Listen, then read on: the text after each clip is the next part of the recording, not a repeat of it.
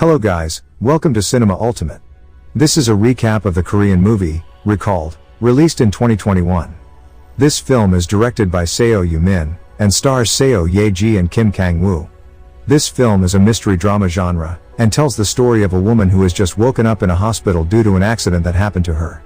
She lost her memory, and she had to fight to get her memory back. However, after that incident, she could suddenly see other people's futures when they were in dangerous situations. In addition, the mystery about her husband began to unfold. What's next? Here's a recap of the Korean movie, Recalled, 2021.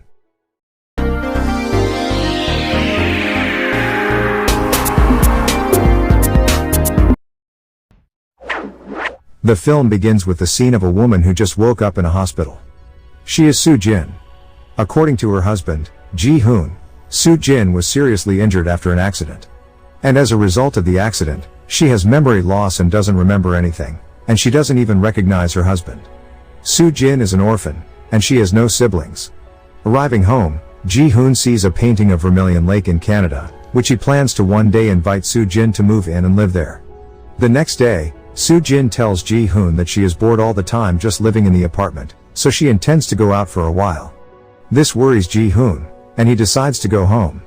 When Soo-jin was in the elevator, she met a girl, and suddenly Soo-jin had a mysterious vision of a girl who was about to have an accident. Something like a calamity that will happen in the future.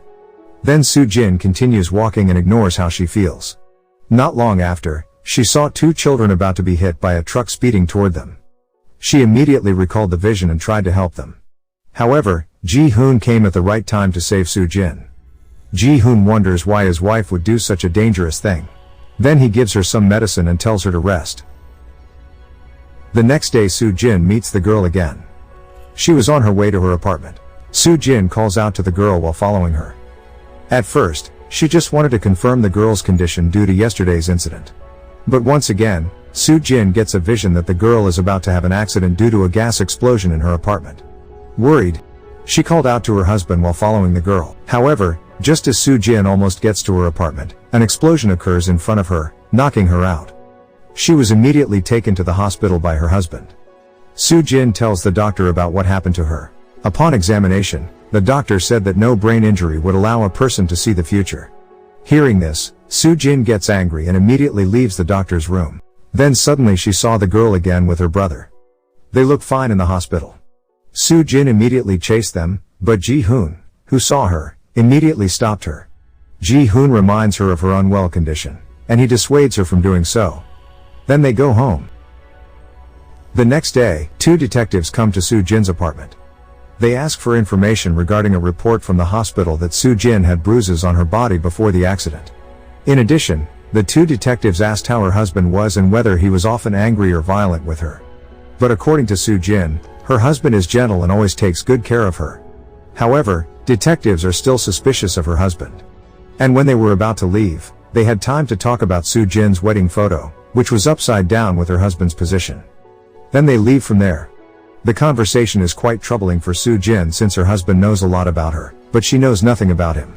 When Soo-jin is about to leave, she suddenly meets a teenage girl in the elevator. Soo-jin sees her, and she has another vision of the teenage girl. A mysterious vision, where there is someone who will do something bad to her. Then she reassured the girl that there would be a bad man nearby. The man was about 50 years old and had a scar on his chin. Before finishing her sentence, the teenage girl's father told her to come in immediately. There, she saw the girl's father with the same characteristics as her vision. Soo-jin secretly follows the girl because her life is in danger. However, she meets a woman who approaches her on the street, which turns out to be the head of an art school. The place where Soo-jin used to work before the accident. The woman told her that she couldn't reach her and was very worried about her. Then suddenly, Soo-jin finds her husband's business card on her desk. She saw her husband's office address and decided to go there. However, when they got there, it turned out that the office was empty and also closed. According to security information, the company went bankrupt more than 6 months ago. Hearing that, Soo-jin looks confused. If her husband doesn't work there, then where is his real workplace? When she comes home, she sees Ji-hoon already waiting for her. Soo-jin doesn't understand his attitude, why he only told her about his habits but didn't tell her where he worked. She blames Ji-hoon, who never opens up to her.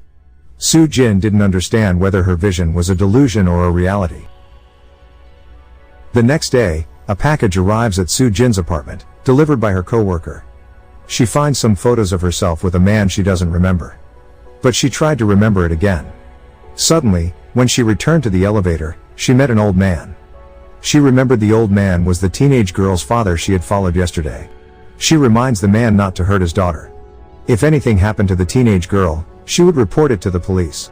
Panic at being found out, the man immediately attacked her. When Soo-jin is helpless, she again has another vision of how the man strangled his daughter by the neck the same way he did to her. With her remaining strength, Soo-jin manages to free herself from the man.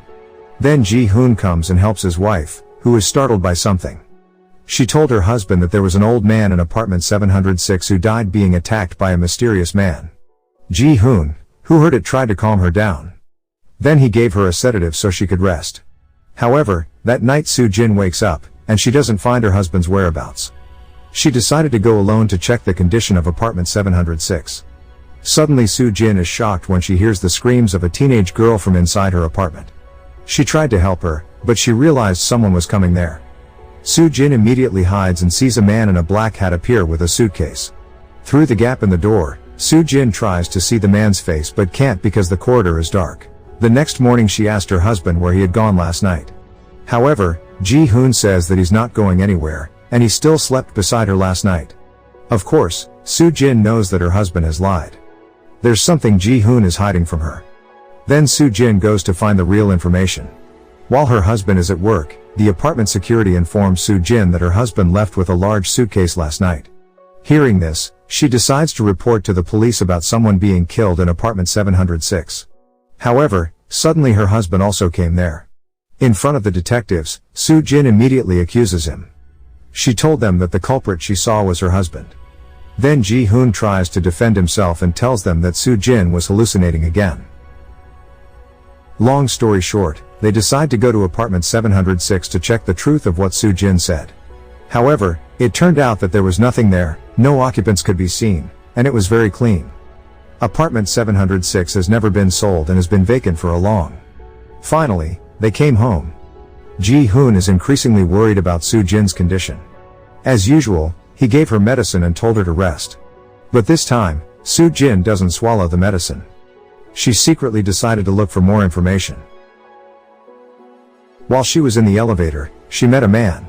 And Soo-jin sees a mysterious vision from the man. Then she decided to follow the man. Suddenly another man came threatening him, apparently, a loan shark who wanted to collect his money. As the loan shark leaves, the man sees Soo-jin looking at him. Turns out the man knew her and talked to her. When the man touches her, she has yet another vision of the danger that befell the man. Soo-jin warns him, but the man ignores her, then leaves. The next scene sees Soo-jin at the man's house. Soo-jin tries to find information about her husband there. And when she looks at the contents of his house, Soo-jin accidentally sees a wedding photo where the photo is her wedding photo with the man. How shocked Soo-jin is, and she realizes that the man she's been with all this time isn't the real Ji-hoon. She recalled her memories slowly. To check again, Soo-jin goes to a building in Greentown built by her husband, an architect. She went there alone to check it out. She also contacted detectives to report that someone was about to be killed in an abandoned building in Greentown. At first, the detective doesn't believe it due to her previous hallucinations, but when he remembers another witness, who also saw an unknown man in Greentown, he finally believes what Soo-jin said. Then he decided to go to Greentown. Meanwhile, Soo-jin suddenly sees a suitcase and her husband's body being dragged by someone who turns out to be a fake Ji-hoon. Shortly after, Ji-hoon realizes Soo-jin is there. He immediately looked for her. Even though Soo-jin tries to hide from him, he easily finds her. Seeing this, Soo-jin immediately attacks him. She wanted to know why the man had killed her husband. But the man asked Soo-jin to believe him and what he did was for her. A moment later, the detectives came to attack the man. Then Soo-jin leads them to where the man took his suitcase. Surprisingly, no bodies were seen there, and the suitcase's contents were work equipment. Then Ji-hoon takes Soo-jin to come home. However, detectives know that this man is not Soo-jin's real husband based on witnesses. Even though Soo-jin's memory is a hallucination, there must be a reason behind it. The detective is looking for evidence in the building. He destroys the cement and finds a dead body buried in it. This is all the man is hiding from Soo-jin, and the man's real name is Sun-woo. Finally, he was arrested by the police, while the dead body was taken for investigation purposes. At the police station, Sun-woo confesses that Ji-hoon's company went bankrupt because of Ji-hoon's gambling debt. That's what caused Sun-woo to kill him. And the reason Ji-hoon returned there was because of the demolition of the building, which made him worry that the dead body would be found. In addition, he deliberately becomes Soo-jin's husband so that he can kill Soo-jin so that he will get the insurance money. It turns out that Ji-hoon is not a stranger but Soo-jin's adopted brother. Hearing that, Soo-jin becomes disappointed with him. Not long after that, she decided to return to her apartment. There she met the girl again. She saw her brother calling the girl's name Soo-jin. It seems odd because her name is the same as her, but even more strange, it turns out that the boy's name is Sun-woo. Therefore, Soo-jin realized that all this time, what Soo-jin saw was not her future but her past. The girl she saw was herself as a child. Likewise, the teenage girl she saw was herself as a teenager. At apartment 706, Soo-jin remembers her father, who wanted to kill her. But she is helped by a man, her adopted brother, Sun-woo. He kills their father and then asks her to stay at Ji-hoon's place for a while. That means Sun-woo is a good person to her. On the other hand, based on Sun-woo's confession, the police finally found his father's dead body, hidden in a suitcase, then buried. Meanwhile, Soo-jin goes to Ji-hoon's apartment, where she used to live with her husband. Then suddenly, her husband came. She saw the figure of her husband still alive in front of her. Fearfully, Soo-jin shies away from him and calls the detectives for help. Time and again, the detective is troubled by Soo-jin's hallucinations, so he doubts what she's saying. At the police station, detectives got information that the autopsy results from the dead body found at that time were not Ji-hoon. Meanwhile, Sun-woo senses that Soo-jin is in danger. He tries to get out of the police station and looks for Soo-jin's whereabouts. At the apartment, Soo-jin cries in pain because her leg is broken, which makes her unable to escape from there. Then Ji-hoon tells her the truth. Ji-hoon tells Soo-jin that he is in debt to a loan shark, and he plans to kill her to get insurance money to pay off his debts. However, he became evil because he was offended by the loan shark. He poisoned his drink, killed him, and buried his dead body with cement. It turns out that Soo-jin came there and saw his wrong actions. Ji-hoon tries to explain, but Soo-jin hits him until he loses consciousness. Then came Sun-woo and helped her. Not wanting his sister to suffer, he helps her by throwing Ji-hoon into the cement. Seeing this, Soo-jin takes pity on Sun-woo for consistently carrying her burden. She feels guilty and doesn't want Sun-woo to become a murderer because he wants to protect her. Finally, she decided to throw herself there. However, she luckily fell on a pile of sand, so she was still alive. Sun-woo quickly gets down and takes Soo-jin to the hospital. After telling her about the incident, Ji-hoon angrily splashes gasoline all over his apartment. Then he lights a fire to kill Soo-jin. And he hurried away from there. While on the stairs, he meets Sun-woo, who is looking for Soo-jin. Ji-hoon immediately stabs him with a knife, and then he ran away. Unexpectedly, the detectives also arrive there. They cross paths with Ji-hoon and are suspicious of him. They immediately beat Ji-hoon and arrested him. On the other hand, the badly injured Sun-woo is still looking for Soo-jin. It turns out that the fire in Ji-hoon's apartment is getting bigger, and finally, he sees Soo-jin, who is unconscious. When Sun-woo finds her, he tries to resuscitate her. Then Soo-jin sees Sun-woo in front of her, and she tells him that her memory has returned. Then Sun-woo reminds her not to be sad all the time. Everything that happened to her was not her fault. Don't look at the past. Meanwhile, the fire quickly grabbed them, so they didn't have time to escape. A few days later, Soo-jin wakes up in a hospital, and she immediately asks the detectives where her brother is. With a heavy heart, the detective informs her that Sun-woo had been found dead during a fire in her apartment. He died while protecting her from the flames. All that he did to save Soo-jin. It turns out that Sun-woo planned to immigrate with Soo-jin to Canada because of Soo-jin's dream.